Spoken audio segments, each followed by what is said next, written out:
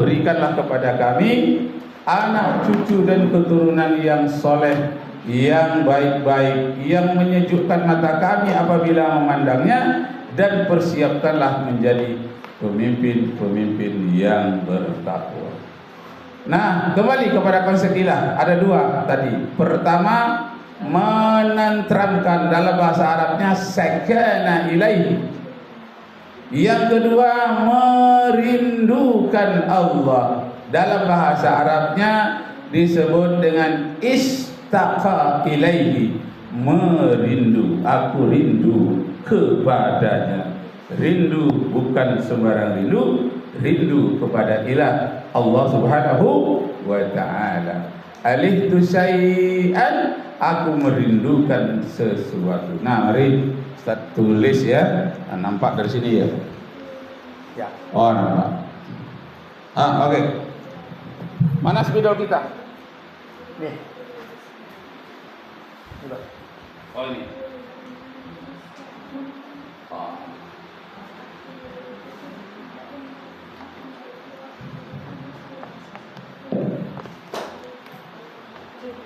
Sudah tahu tadi konsep pergaulan muda-mudi dalam Islam? Tidak boleh dekat-dekat, harus menahan diri, harus menyisihkan sebahagian harta, dan harus mampu mandiri, sebagaimana Nabi Muhammad SAW setelah menikah dengan ini benar, dia mandiri. Sebetulnya ada 10 konsep ilah. Konsep ilah. Konsep ilah. Nah, dalam bahasa Arabnya ini ilahun. Ilahun. Nah, konsep ilah. Bagaimana konsep ilah tadi itu? Yang pertama namanya sakana ilaihi. Sakana ilaihi, artinya tenteram karenanya.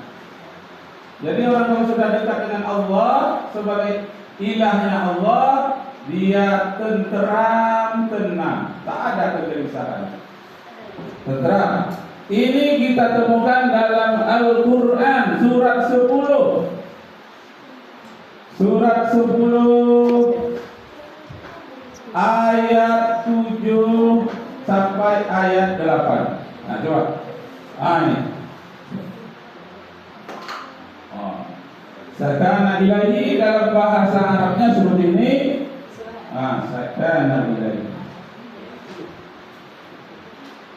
Sakana ilaihi. Sakana ilaihi. Apa artinya? Tenteram, tenang. Tenteram. Berdasarkan Al-Quran surah 10 ayat 7 dan ayat 8. Coba baca. Lihat kata surah namanya Veronica. Nah, surat 10 itu namanya surat Yunus. Nah, ini kena Atika ini ya, kena lewatkan di tengah. Begitu. Khusus tadinya sini. Oh, ini bisa? Nggak bisa. Ini. Surat 10 ayat 7 dan 8. Artinya saja. Artinya sesungguhnya orang-orang yang tidak mengharapkan pertemuan dengan kami di akhirat merasa puas dengan kehidupan dunia dan merasa tenang dengannya, serta orang-orang yang lalai terhadap ayat-ayat kami. Mereka itu tempatnya adalah neraka karena apa yang selalu mereka kerjakan. Nah, jadi orang-orang kafir dia terserang dengan banyaknya harta di dunia yang sifatnya sementara. Sedangkan orang Islam terserang dari dunia sampai ke akhirat, terserang karena Allah, bukan karena harta. Nah, ini dalam bahasa Arab disebut dengan sakana ilaihi. Ayat Surat 10 ayat 7 dan ayat 8. Yang kedua, istaqa ilaihi. Istaqa ilaihi.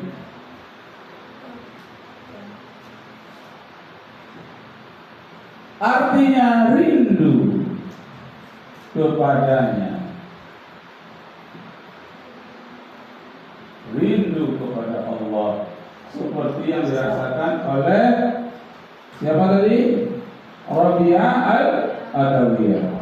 Ilahi, oh Tuhanku, anaratin nujum, bintang-bintang telah gemerlapan, wa namatil uyun, mata-mata telah bertiduran, wa ghallakatil muluku abwabuha, pintu-pintu istana telah terkunci. Kullu habibin yukhallu bi habibi, setiap pencinta telah sunyi dengan yang dicintainya. Di saat itulah aku datang rindu kepadamu, ya Allah. Istaghfar ilaihi, di dalam tulisan Arabnya ditulis istaghfar.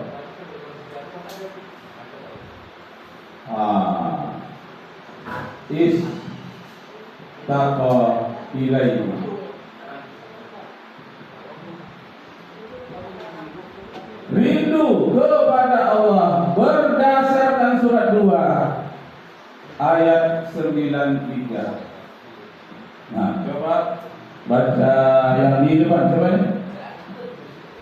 Tadi sebelah sana siapa? Atika. Oh, ada Pak, baca. Ini tadinya pas tadi ya. Surat 2 ayat 93. Surat 2 surat Al-Baqarah. Rindu kepada Allah. Jadi ilah artinya ini. Ya, artinya.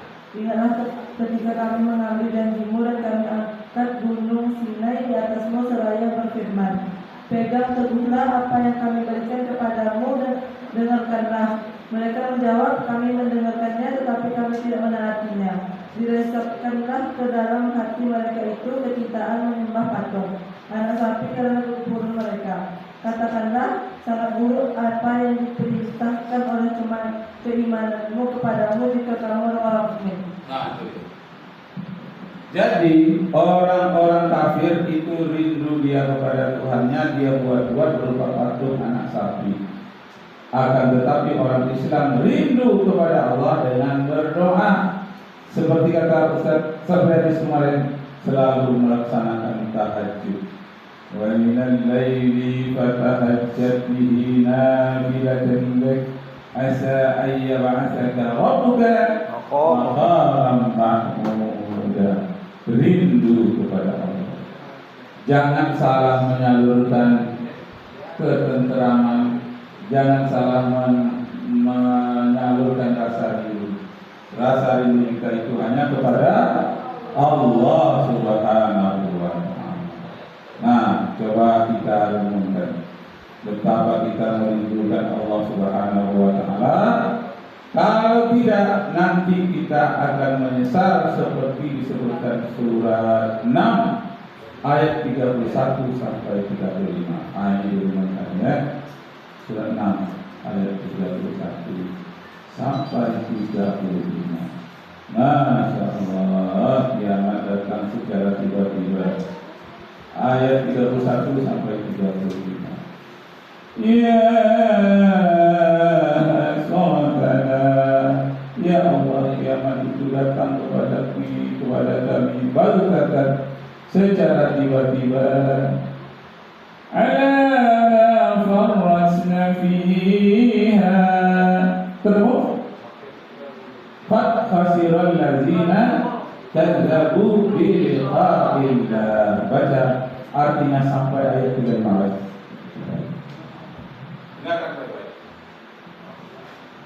Sungguh rugi orang-orang yang mendustakan pertemuan dengan Allah, sehingga apabila kiamat datang kepada mereka secara tiba-tiba, mereka berkata, alangkah besarnya penyesalan kami terhadap kelalaian kami tentang kiamat itu, sambil mereka memikul dosa-dosa di atas punggungnya.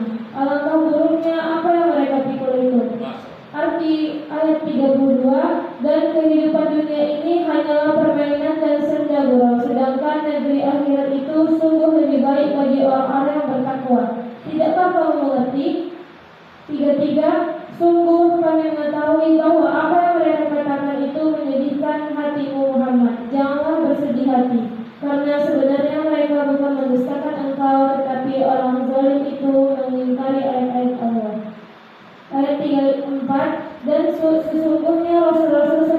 maupun telah didustakan, tetapi mereka sabar terhadap pendustaan dan penganiayaan yang dilakukan terhadap mereka, sampai datang pertolongan kami kepada mereka, dan tidak ada yang dapat mengubah kalimat-kalimat ketetapan Allah, dan sungguh telah datang kepadamu sebagian dari berita Rasul-Rasul itu.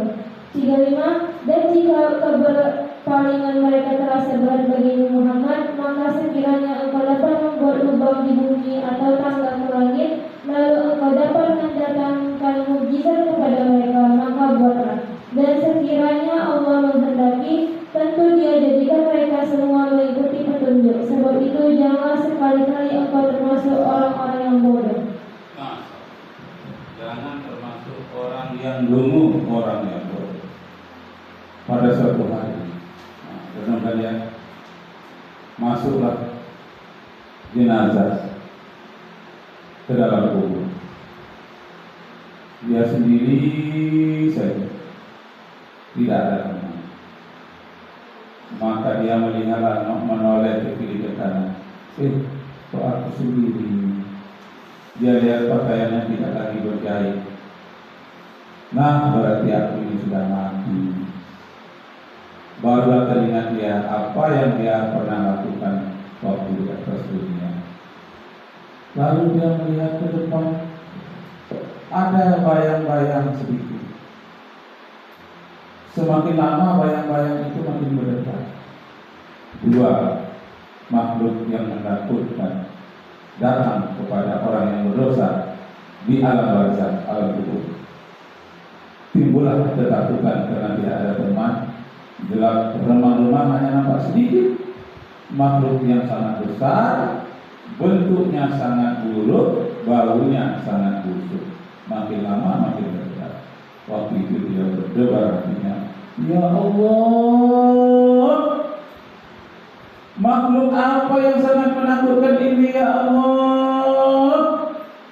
Mulai bercucuran air mata. Tak pernah kulihat seperti ini ya Allah. Kok tiba-tiba datang seperti ini? Lalu dia berkata, makhluk yang menakutkan, siapakah kalian berdua ini? Apa maksudmu kok mendekat kepadaku? Pergi, jauh, jangan mendekat kepadaku. Semakin disuruh menjauh, marah dia semakin mendekat. Tapi kemana mau lari? Aku tak bisa lari ya Allah. Semakin lama semakin mendekat, tidak bisa melarikan diri.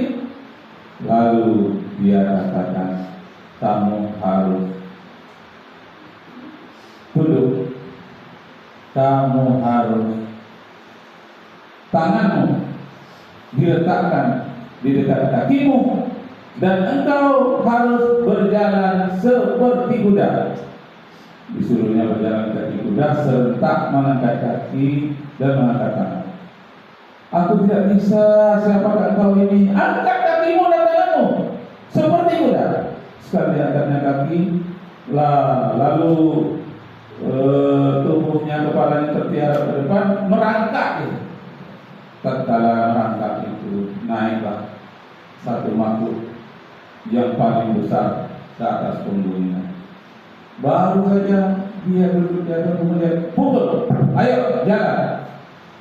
Berjalanlah dia dengan tulangnya yang hampir patah. Datang lagi makhluk yang kedua, juga besar dan menakutkan. Katanya, aku pukul, kau harus jalan. Saat itu juga, saat itulah dia merasa tulang kakinya, tulang tangannya hampir patah, tak tertahankan lagi. Lalu dia menoleh, hei makhluk yang menakutkan, siapakah kalian berdua ini? Kok memaksa aku harus berjalan? Jadi apa kata dua makhluk tadi? Kau tak kenal dengan aku? Tidak. Jangan kamu pura-pura tak kenal. Aku ini temanmu di atas dunia. Tak kenal kau dengan aku? Tidak, wahai makhluk yang menakutkan, aku tak kenal kamu. Baiklah, aku yang akan memperkenalkan diriku kepadamu.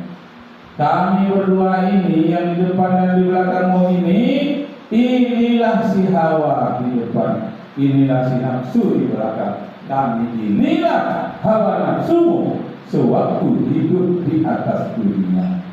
Sewaktu di atas dunia, engkau mengendarai si hawa dan hawa nafsu, kemana nafsu kamu ikutkan saja, itu namanya kamu mengendarai hawa nafsu.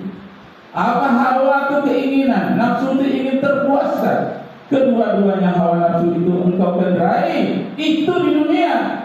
Sekarang di alam barzakh kami pula yang mengendarai kamu. Kami inilah jelmaan dari hawa nafsu. Nah, menangis waktu itu menyesal. Apa katanya?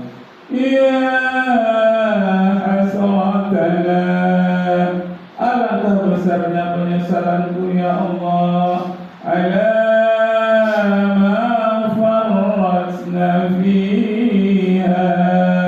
Rupanya hidupku selama ini sia-sia di dunia. Wa hum yahmiluna awzarahum ala zuhurihim, mereka pun dipaksa memikul dosa-dosa mereka sendiri di atas punggung mereka. Ala sa'a ma yazi'un, alangkah malangnya nasib orang-orang yang berdosa. Ada yang anak-anak bapak dan tidak berdosa? Ada yang berdosa kepada ibu? Ada yang berdosa kepada ayah? Cepat-cepat minta maaf. Besok pagi dapat orang tua mau menjemput, peluklah dia, ciumlah dia, katakan maafkan anakmu. Wahai ayahku, wahai ibuku, aku bukan yang dulu lagi. Aku adalah manusia yang baru yang ingin bertobat minta ampun kepadamu. Insya Allah terjadi perubahan. Ayah dan ibu kalian terkejut. Tak pernah selama ini anakku memelukku, menciumku, minta ampun kepadaku. Sekarang dia sudah berubah. Alangkah bahagianya nanti ayah dan ibumu. Ingat, hafal ayat ini. Wa hum yahmiluna awzarahum ala zuhurihim. Orang-orang yang berdosa itu dipaksa memikul si hawa dan nafsunya di atas punggung mereka sendiri sebagai beban di akhirat kelak. Begitu jeleknya nasib orang yang berdosa, yang tak mau minta ampun, yang tidak mau bertobat. Banyak rahasia dosa yang dia sembunyikan, yang ayahnya tidak tahu, temannya tidak tahu, guru-guru tidak tahu, hanya dirinya yang tahu dengan Allah SWT. Karena itu, mari kita serius mengubah diri kita sendiri.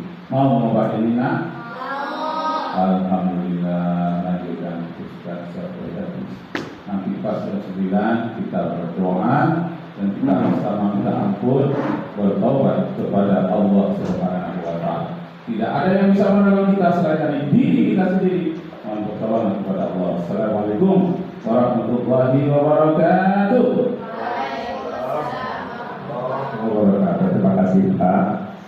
Semoga berkah ya apa yang diberikan, dan insya Allah kita mau muhasabah. Kita ulangi salam. Assalamualaikum warahmatullahi wabarakatuh. Waalaikumsalam warahmatullahi wabarakatuh. Alhamdulillah, puji syukur kita kepada Allah. Allahumma sholli ala Muhammad. Salawat kita kepada Rasulullah. Anak bapak sudah tahu muhasabah itu menghisap-hisap diri, ya kan? Menghitung-hitung diri. Bapak langsung